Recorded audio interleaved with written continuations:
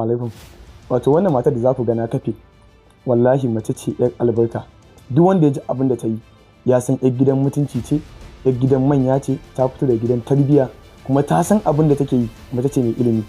Dr. Amina Umar Namadi, second wife ta gwamnan jihar Jigawa. Wato wani abu da ke mana ciwo matan nan daidai nan ta taba shi shine bangaren almajirai. Wato wani tsari ne ta kawo, bari muku bayani dalla-dalla.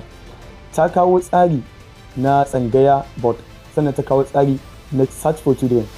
Wato wannan tsarin guda biyu da ta kawo tsari ne wanda ake bibiyan yara almajirai 'yan Jigawa da suke 36 a dawo da su gida, wa'inda suka zama marayu za a kai su wannan tsangaya board din nan. Dama kun san Jigawa tun daga kan primary school har zuwa university, tun daga nursery university karatu kyauta ne. Wa'inda suke son sana'a sa sana'a, masu son islamiyya mai da su islamiyya su karatun islamiyya, masu son boko a mai da su boko, wa'inda suke son su haɗa duka a musu wannan abin duka a haɗa musu. Sannan idan aka ibo wa'innan yaran wa'inda za a reconnecting su da familin su a maida su bin familin su ci gaba da yin rayuwa. Wato ba za ka san ciwon almajirai ba sai ka bi gare kan arewacin Najeriya ko za ka je kudu. Haka za ka ga almajirai akan titi saman bridge ko ƙasan bridge wallahi suna kwance, ko mun sanyi ko mun ruwa a nan za su kwana, haka za ka gansu a kudindini. To kalan wa'innan yaran idan ka ba su bindiga suka sa maka akai, ka zo kana ce musu dan Allah ka yaƙuri, ka tausayi na, ina da yara ina da iyaye, kana ganin za su tausayin ka?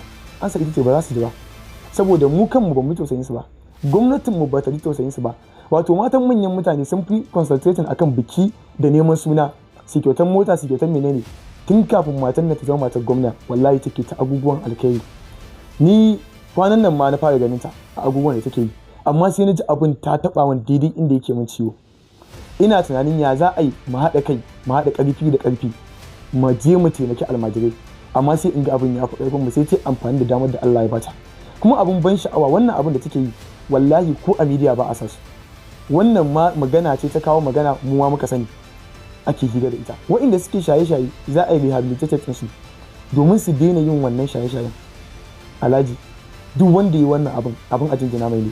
Matan nan an damfare ta kafin su samu gwamnati, ta sai buhun citta guda 200, aka damfare ta buhu 150, aka sa mata dankali, bawon dankali a ciki.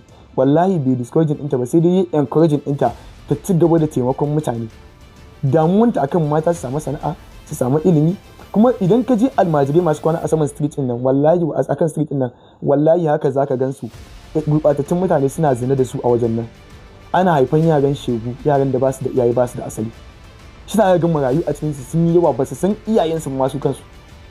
Idan ciwo kake, idan kana da matsalar mental issue, za su ɗauki nauyin a ci gaba da magani haka dawo daidai.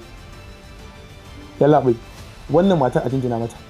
Wannan matar matan arewa kai koyi da ita. Wannan matar gwamnati kai koyi da ita. Wannan matar matan masu gwamnati, mata masu hannu da shuni da waɗanda suke da gwamnatin, dan Allah kai koyi da wannan baiwa Allah.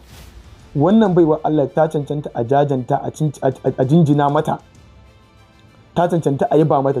Ita ce wannan real definition of role model da mata za ku koyi da ita. Ba wannan da wajen biki a kyautar mota miliyan kaza ba umara, duk wannan shirme ne. Ba zai amfani arewa da komai ba, ba zai amfane mu da komai ba. Kaga in gidan tarbiyya, in gidan mutunci na, kaga wanda suke yin abin da ya dace a san da ya dace, kuma abin sha'awa da kanta take committee ko ta baza wanda ake zuwa a nemo wannan abin. Allah ya saka miki da alkhairi, Allah kuma ya tabbatar miki da abin da kike yi. Ta ce ita ta yi consultation, ta san Allah ne kawai zai bata lada, sa ba ta ruwa gunta da media.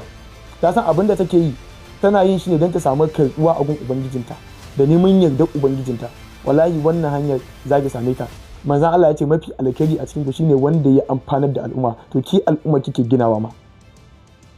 Allah ya saka miki da alkhairi, mu ma Allah ya bamu damar yin haka da mu da yan uwanmu da matayenmu. Allah ya biya bukata. Fatan alkhairi.